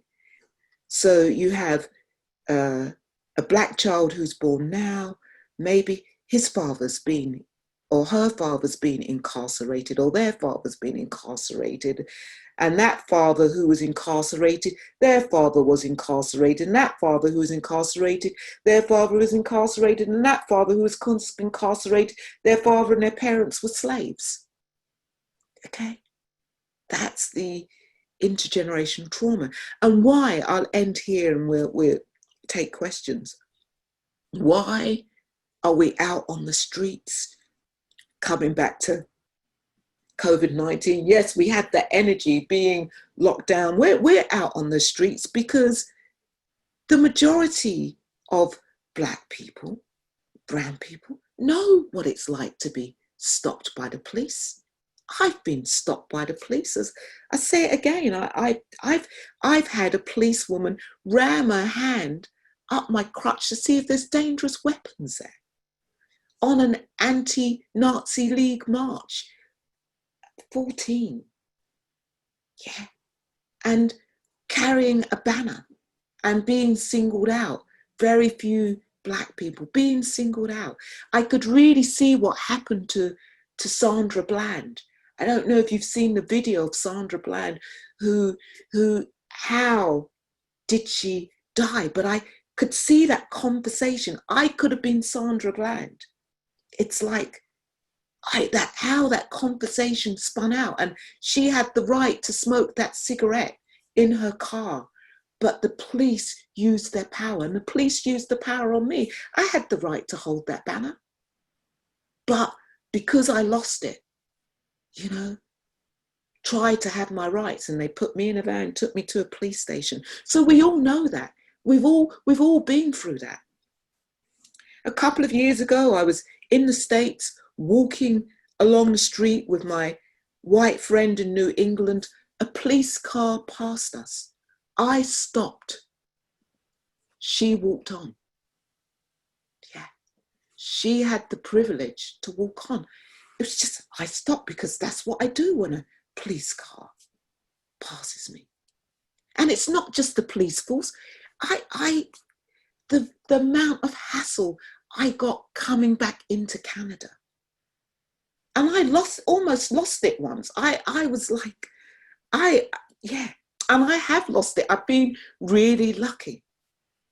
That's why I got my Canadian passport as soon as I could, because being a resident, the hassle, and it's not a story. You go into the back. We're either black or we're brown, or you're a white person with long hair or carrying an instrument. Yeah. I remember coming back into Vancouver one day, and my white friends saw me as I was coming through. I'd gone through the first check, and they saw me, and I said, "You may as well go, because I'm gonna be stopped." And one of them, their partner, one of them walked on, and my white friend stayed with me. We were stopped. Yeah, okay. We were stopped. So it isn't just the police; it's this systemic racism. I remember going to Victoria with my partner who is white. I remember walking in a store. No, my partner walked in first, and I walked behind her, and the store detective jumped behind me and followed me. So I made them work. I thought, well, if you're going to follow me, I'm going to make you work. Why didn't you follow my white partner? I'll make you work. So it's everywhere. It's everywhere. But I'll stop here for questions. I know that some have come in the chat. So. Okay, Emily, do you want to direct the question, please? Sure. One person asked this question but had to leave early, but wanted to know what has been the most helpful for you to heal the implicit memory. Well, it's a journey to heal implicit memory. And what's really important is, the most important is learning to come back to the body. The body is the teacher, and to trust the body. So, because implicit memory means that there is sensation in the body. Implicit memory means something can happen and we get activated. And listen to the body. Really listen to the body. And begin to get curious about the body. Why is it that I'm so activated when somebody speaks to me like this?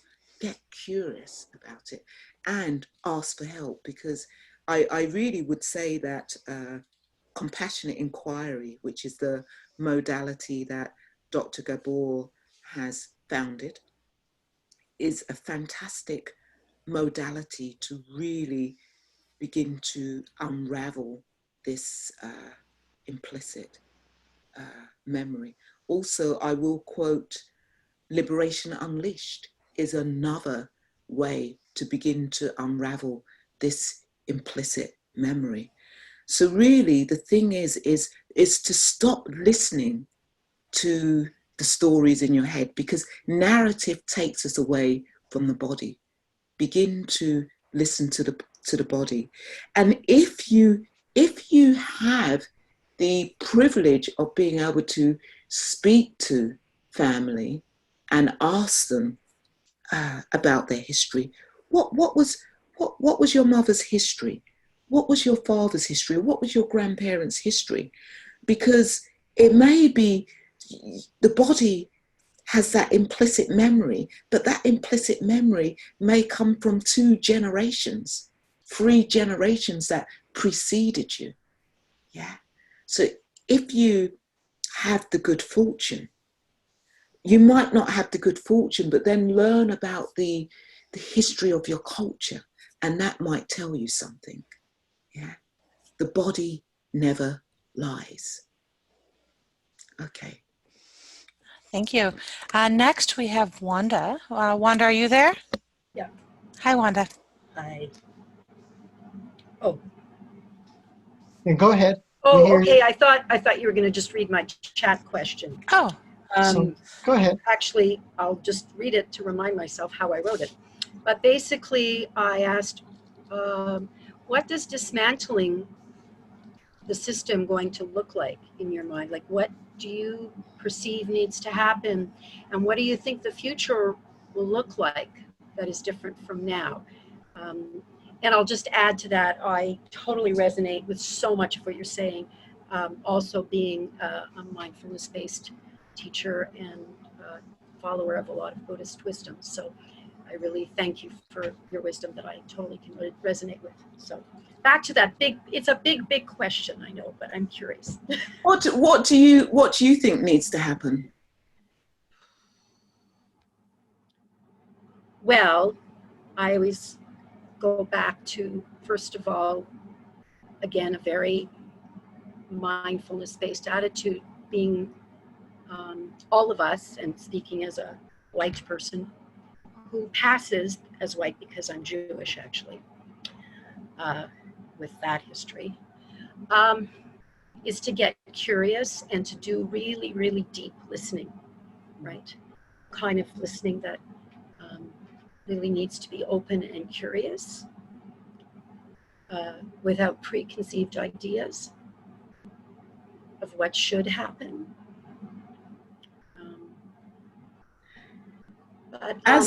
I'll ask you this, as you out yourself as a mindfulness teacher, the question I have for you then is, what does it mean to you to let go of white self? Wow. Boy, I don't.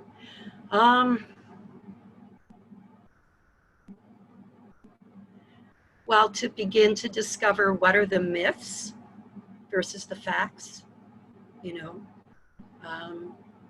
begin to really truly know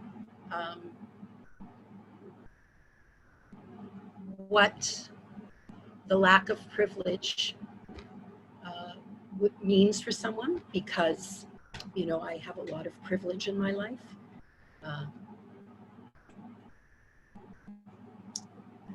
Okay. I'd have to really think more, but yeah. So for you, in a way, is to really explore what does it mean to let go of white self, and part of that white self in the world that you live in will come with privilege. It's like I being in relationship with a white person, she gets to lose part of her privilege. Okay. I get a bit more privilege, she gets to lose some of that privilege. So on an individual level, there's the whole thing of looking at white privilege, what makes up that white self. And part of that is to let go of that white fragility, because actually what happens is, even now if we hear the word white fragility, the amygdala starts flapping, oh my God, and we narrow and we can't see clearly. Yeah. And we need to basically, so there is the individual work that white people need to really begin to do, is to really, within their own circles, is to look at their conditioning as a white person. What were some of the stories and myths that you were told about Indigenous people or Black people? What did you grow up with in that education? What did you believe? And then again, it's like, what privileges do you have? What are you prepared to let go of? That as an individual. Then we've got the institutions. And I think one of the things that white people could start doing, it's like I was on a panel, a trauma panel, and there were very few Black and brown bodies or Indigenous people. And I said to them, well, if you're going to have me, who else are you going to have? It's not just good enough just to have me. White people could do the same and say, well, who else do you have on your panel? Do you have any Black and brown Indigenous people? No. Well, if you want to have me, you need to have more Black and brown white people on your panels. And this is the same that we can do with work. It's very simple, but so even I have that work to do. It's like, if I work within an institution and I just see, well, oh, it's predominantly white. We can't say, oh, it's predominantly white and we just get one Black or Indigenous people. No, white people have to take a stand and actually say, you know what, this has to change. We cannot keep on employing white people. Also, one of the things will be said, well, oh, well, we lose money. Maybe this in the world that I work in, you know, as a public speaker, you know, we know that some public speakers bring in thousands of people, bring in lots of dollars. Well, in certain institutions, you know that you're going to lose so much money, you're going to make it up. Just as like I have a sliding scale with clients. There are some clients who can't afford, other clients who can afford, so you make it up. And it's the same with organizations. So you're going to have people who perhaps will bring in the dollars, but to begin to profile those black and brown bodies, they may not initially bring in the people, but they will do. And you think, okay, that's going to be a loss, but you don't say, oh, I'm just going to have them once and then, well, they didn't bring in the numbers we wanted, so we won't have them again. So this is the way we can really begin to change our institutions. Then, of course, it's working in the medical, working in the medical world. You know, there's been this study of dentists, and the dentists are given a case history. And they're given this case history. What will you do? Will you pull the tooth or will you give it a crown? And what it showed was that actually the dentist with the white client would give them a crown. With the black client, they would pull it. Okay. So it's just everywhere. So in a way, there has to be this awareness training in the medical service, in the dentistry, everywhere. Do you know in England, why is it that it happens that black women die 5 times more in childbirth than what white women do? Why is that? What do we need to be doing? Often people throw in our faces, well, black people are killing black people. Yes, I mention it in my book. Statistically, one of the biggest killers of black people is black on black crime. But we need to be asking, why is this happening? Why are we killing each other? This is a symptom of the white supremacist world that we live in, okay? And we need to look, why is this happening? And we need to do something about it.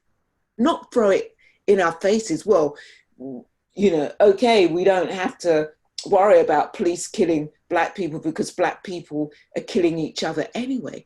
Yes, we do. The white supremacy has put us up against each other. So it's going to take a lifetime. It's not going to happen in my lifetime. The work can begin, but it's not going to happen in my lifetime. But we can begin the work.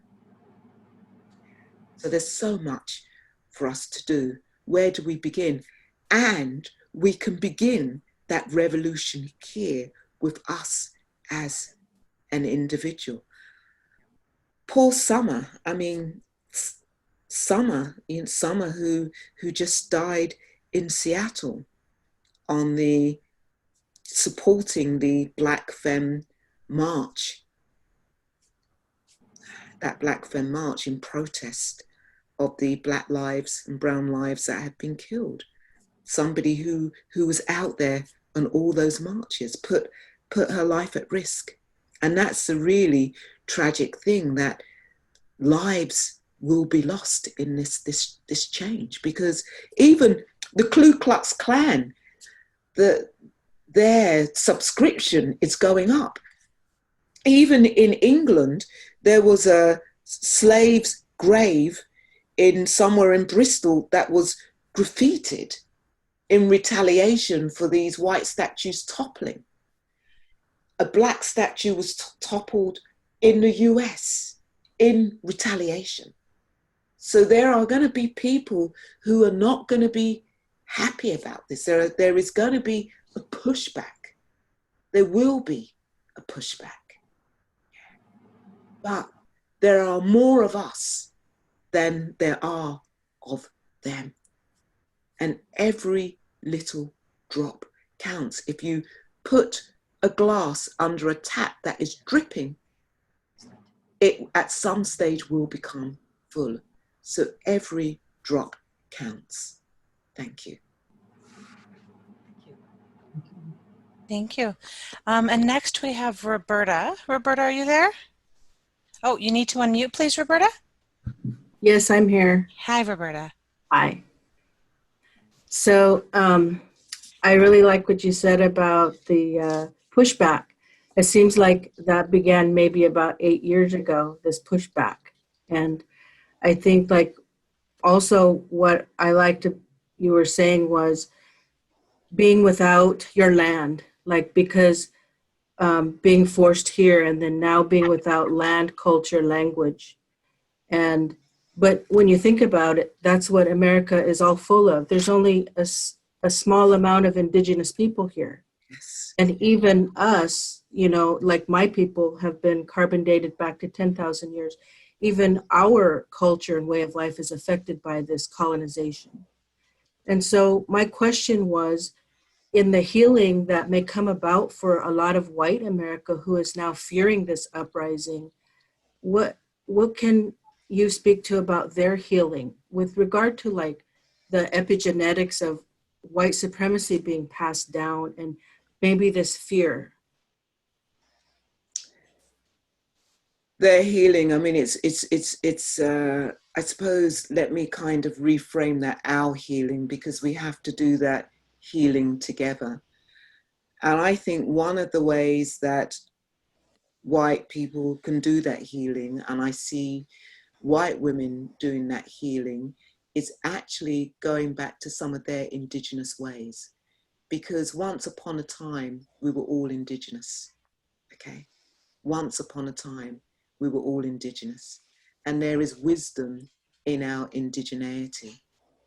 I was recently at a grandmother's summit with the grandmothers. Was you there? The grandmother's summit? Was you there? Can you hear me? Can you hear? Oh, you're muted. Yeah.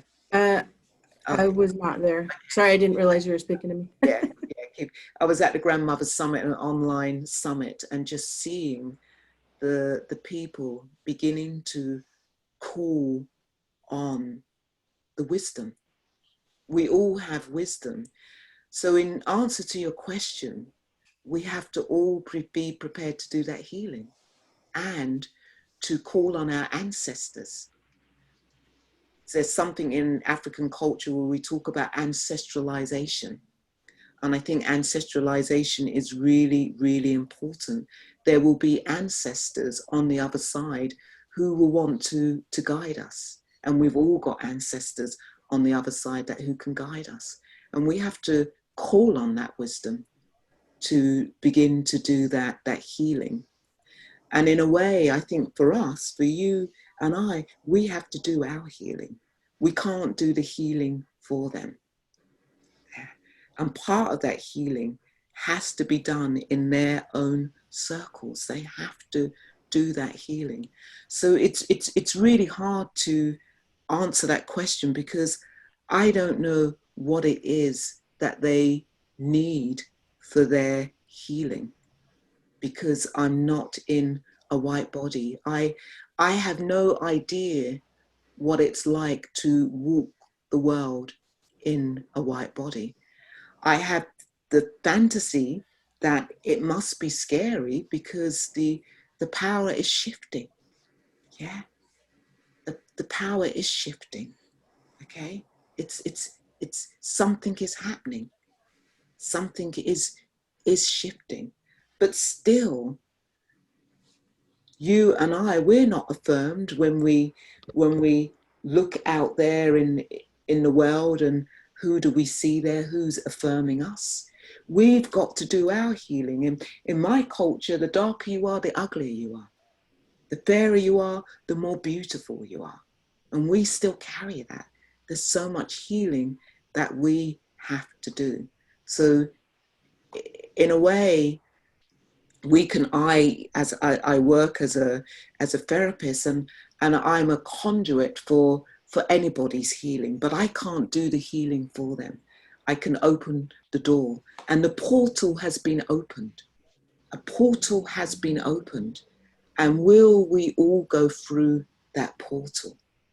And part of that healing is to really dismantle the conditioning. Part of that healing is to let go of some of that privilege. Part of that healing is to really touch into, what does it mean to be a white person in this world today? What does that mean? What does that bring? So in a way, that's the best that I can answer that question. I can't do the healing for anybody. We can only do the healing for ourselves. How does that land for you?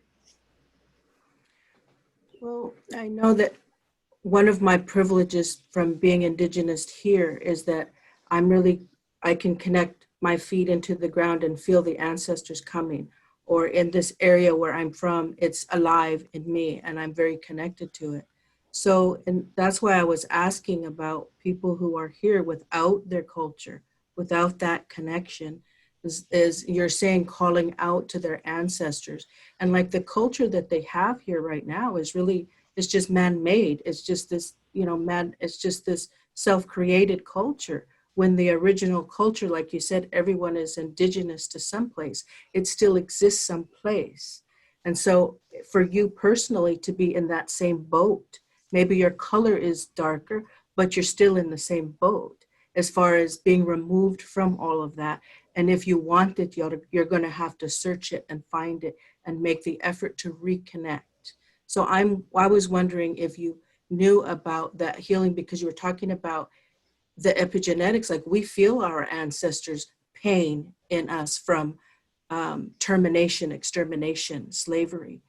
Do they feel that something inside of them from being the oppressor? I didn't know. Okay, well, firstly, I would say that we need people like you who still holds the wisdom to pass on. It's so important that those wisdoms and those teachings aren't lost. We really do need you. And yes, I would say that there are white people who do feel the pain and who are in touch with the pain. They do. I mean, there are white people who have black children, brown children. Yeah, they do.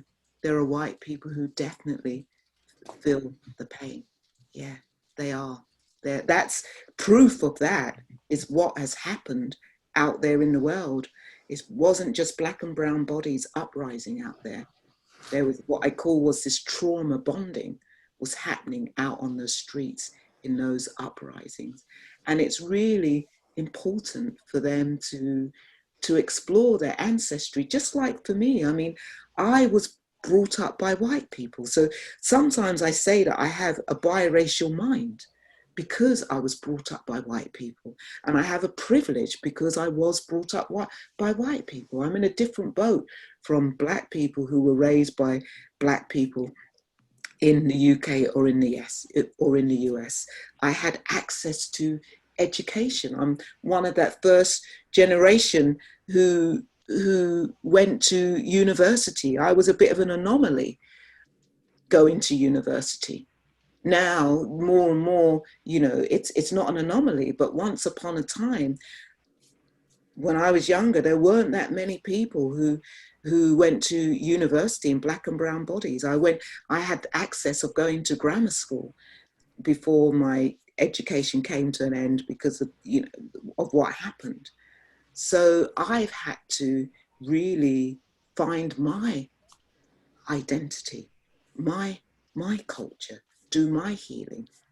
And we have to do that healing together. So thank you for bringing that question. Thank you. Thank you. Yes, thank you. I think we have time for one last question. Arunima, is that? Yeah, you said it right. Oh, great. Hello, hello. Welcome. Thank you. So this person who was before me asked a very similar question to what I had written. And so, can you hear me okay?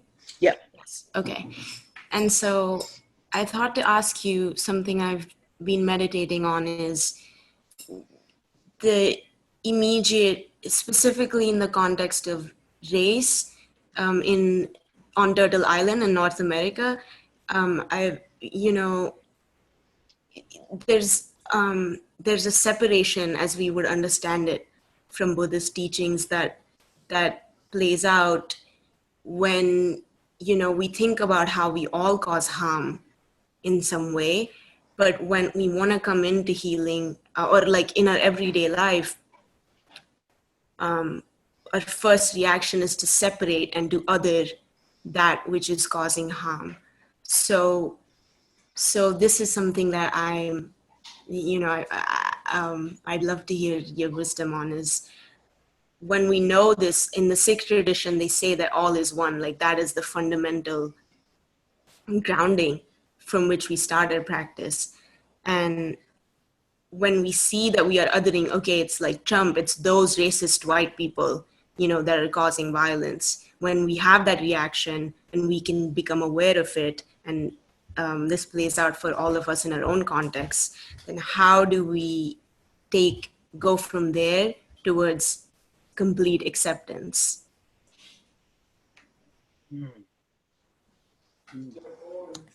Can you give me an example in your own experience? In my own experience, so I was born and raised in South Asia, and I'm an immigrant to the United States. And in my own experience, back home, I benefit from caste privilege. Like I was born into a family that was poor, but they enjoyed or they had certain benefits because they were, on the second rung of this caste hierarchy that's been created. Sure. So for me, that's the part that's still hard for me is I experience so many marginalizations, but I'm still doing the work to understand that it's not these other casteist people that may be physically harming, and I may be, allying through my words, but I'm still carrying that power in my body. But does that help? Sure. So are you Shudra? Are you Dalit, Shudra? Which? I'm on the up. So I mean upward. I mean I don't. Yeah, I'm Kshatriya, which is like the second. So Brahmin. Then, oh yes. So you're warrior. Yes. Warrior Yes. caste. Mm-hmm. Okay. Yeah. Yeah. And what is it that you are trying to come into acceptance with? That I'm still doing this othering. Like there's still resistance in me that, with this identity that I didn't choose, that doesn't matter because it's still bringing harm into this world. So I see. So you have this identity that you didn't choose, and do you want? Are you wanting to separate from that identity, or what is it? What is it that you want to be doing? I ideally would be able to rejoice in my heritage and to hold the violence that has brought at the same time. Yeah. So I'm very familiar with the caste system, and so part of you wanting to be able to rejoice in your heritage. And what is it that stops you from rejoicing in your heritage? So just the other day, I had a conversation with my father, and like you said, I mean, there's so much resonance here because I asked him, what was your childhood like? He was in the army, and it's not something he talks about very often at all. And he just in passing mentioned, that my great grandmother would tell her family members to not associate with people who were of lower castes. Sure. And I think what stops me is that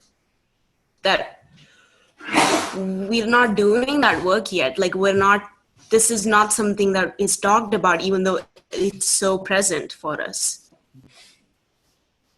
And what do you make all of this mean? What do you make this mean?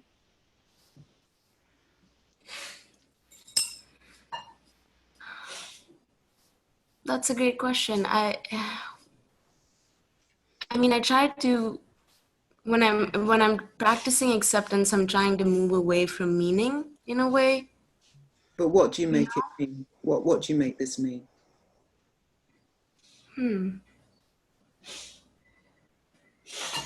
I see it as estrangement, as a severance of connection. And I mean, do you make it, I see, just interrupting there, the estrangement, do you make it mean that you're a bad person, that you're not, what do you make it mean? The fact, because the caste system is very strong, and we know that the Dalits are uprising at the moment saying, hey, look what's happening in India. We have been oppressed, and we know that many Dalits are killed by the police every day.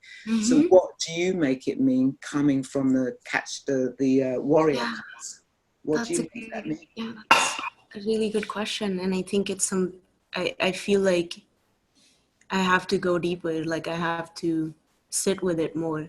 Like how, like all the meanings that are created, because this vocabulary of me being a bad person, it hasn't explicitly shown up, but I think it's living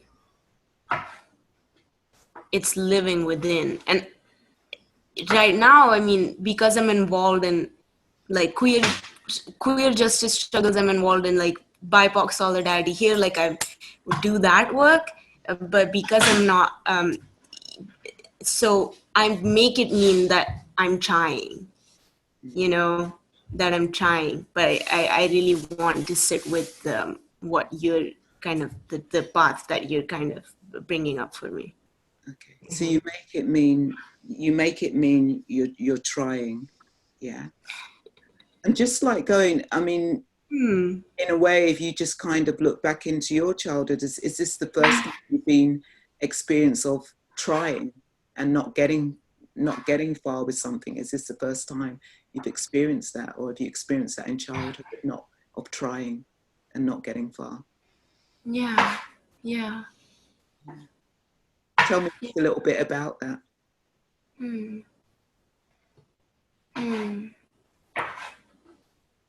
It's a skin I've shed very recently, where my whole all my self-identification was based around actually just like working and just trying all the time, because we grew up, I mean, in the aftermath of colonialism with so much of a scarcity mindset, that you were never, I think, you know, we never were taught that you are full, that you are whole, right here in this moment. And so I think for 20 years of my life, I was just chasing, and I've experienced that all throughout my childhood. I had lived in extremes, you know, and we talk about that, and emotionally was really challenging because I wanted to be good, and yet, you know, there wasn't the permission from within my own like thought patterns that solidified as time went on. And you're still wanting to be good now? Yeah. Thank you for, thank you. Yeah, I see that. Yeah, you still wanting to be good now. And it's we don't have enough time to go into it, but I just want to acknowledge the complexity, because I know, like, coming from the warrior caste doesn't mean to say that you have a lot of money, because you can be dirt poor coming from the warrior caste. But you have this privilege, this privilege of the caste that you come from, so that complexity. So in a way, it's for you, and you were talking about this separate and other. Are you separate, you know, being involved in the US and you're part of the queer community, the BIPOC community, is there a part of you, there's a part of you that's not accepting the caste that you come from? Yeah. And that's part of the work. That is part of the work. Just as white people have to accept that they're white and do the work, you're going to have to accept that this is the caste that you've come from, and to unpack that. Yeah. Unpack part of that privilege, unpack that. Yeah. And that doesn't make you a bad person. I mean, this is, you know, in a way, when we talk about white fragility, it's like when people get to the point of accepting, oh yeah, I'm a white person, now I'm a bad person, and we go into that white fragility, and that's not going to get you anywhere. And for you, accepting, yeah, I come from the warrior caste, but that doesn't make you a bad person. Yeah. You were born into that, but there's things that you can do, because acceptance isn't then going into the version, and I'm a bad person. Yeah. That makes sense. Yes. Yeah. And it's important when you're talking about here, this separate and other. You mentioned Trump and how we become separate and other, and it's a real practice, because when we do become separate and other, and I've got my hand like this, when we do become separate and other, we're pushing away something. Yeah. We're pushing away something which is painful. You know, Trump has his whole history. That white policeman who had had his knee on George Floyd's neck, had his whole history. What was it that brought this policeman to do what he did under the gaze of the camera, you know, under the gaze of these people? What brings people in India to do what they do to the Dalits? Yeah. You know, and part of it is tradition. How do we, coming back to this, how do we change the system? The question, how do we change the institutions, this systemic racism? Part of it is to get rid of tradition. Okay, in India, the reason why the caste system exists is tradition. Yeah, tradition that's in the Manusmriti. You know, this tradition, and I'll end with this, because it's a gift. It's a gift that you have come, Arunima, to me right now, because I will mention Dr. Ambedkar. You know, Dr. Ambedkar, who, if those of you who've never heard of Dr. Ambedkar, look him up. Dr. Ambedkar was around at the same time as Gandhi. You know Gandhi because Gandhi was from the merchant caste, and Ambedkar was born an untouchable. Dr. Ambedkar, he was somebody who worked to try and change the systemic racism. He tried law. He was the one who, they call him the godfather of the Indian constitution. So he was in Nehru's government, and he wrote the constitution. And if India lived by that constitution, it would be an amazing country. So he tried politics, okay? And he realized that he couldn't change, even if it was written in law that untouchability was abolished.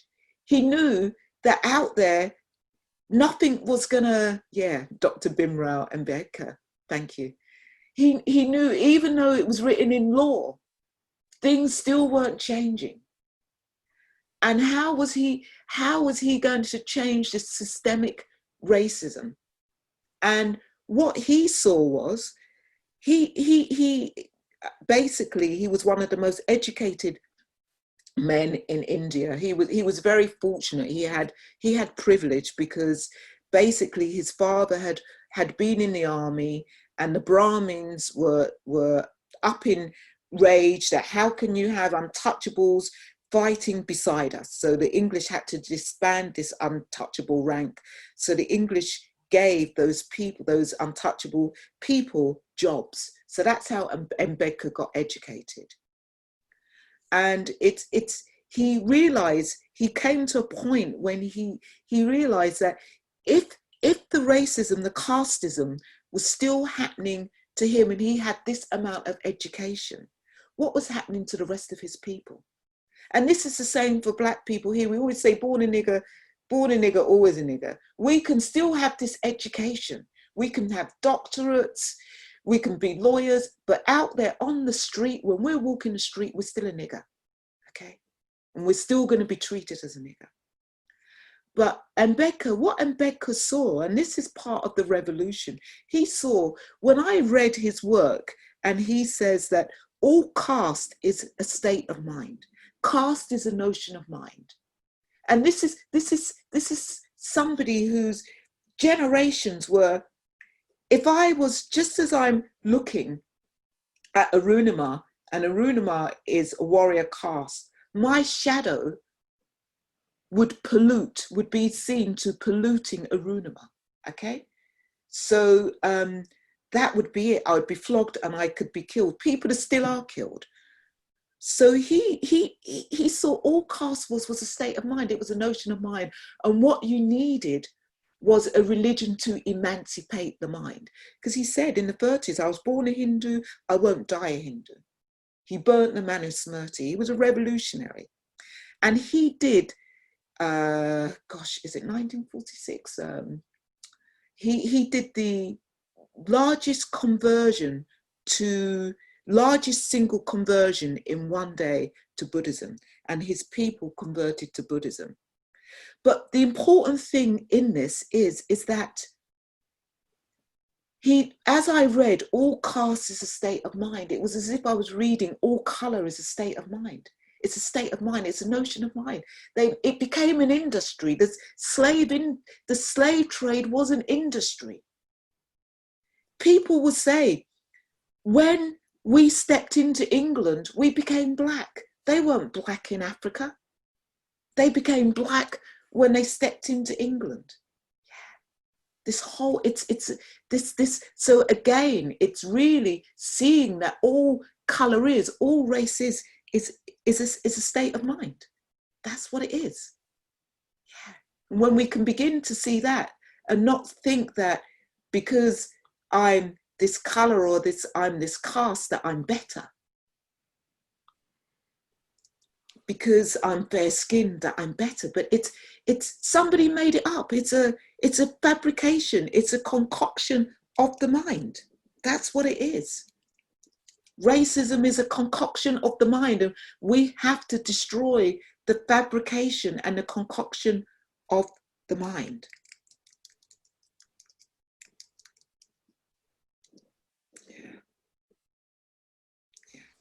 So just to say that the mass conversion happened in 1956 on October the 14th. And this is also really interesting too, because when he did that mass conversion, he died 6 weeks later. But the Buddhist world didn't come to his people's help because they saw it as a political conversion. How can we separate the political from the personal? It's not possible to separate the political from the personal. Right now, every day that I walk out in this white world, it's a political act, okay? You can't separate the two. So there is stuff that we can learn from Dr. Ambedkar. He was actually influenced by the Black Panthers. There were the Dalit Panthers. So how do we, again, change this systemic racism? So Ambedkar told us we can't just do it by law. It's not about doing it by law. It's not just by doing it by politics. There has to be the individual revolution. There has to be the individual reformation and emancipation of the human mind. That's how we begin to do it, okay? And then those institutions begin to change. Thank you. Wow. Arunima, thank you for that question. And Valerie, it's been such a full couple of hours. I'm asking everyone to wait for 1 minute because we have a little closing ritual. You know, we're at the beginning of a long road that's an old road. There's so much to learn. And conversations like this will help all of us because there aren't easy answers to any of this, but through conversation and some good faith, someone will get there in the future, and I agree with you, it won't be in our lifetimes. The future we would love, but it will happen, I think, with people of good faith and hope. So I really appreciate you being with us, Valerie. And what we do at the end of these sessions, and thank you for everyone for hanging in, is open up the microphones or allow you to unmute yourself, and everyone can say goodbye to Valerie and your thanks. And we'll do that, and then we'll close off, and life will begin outside of the screen. So Valerie, again, thank you very much. Thank you. Thank you. Thank you. Thank you.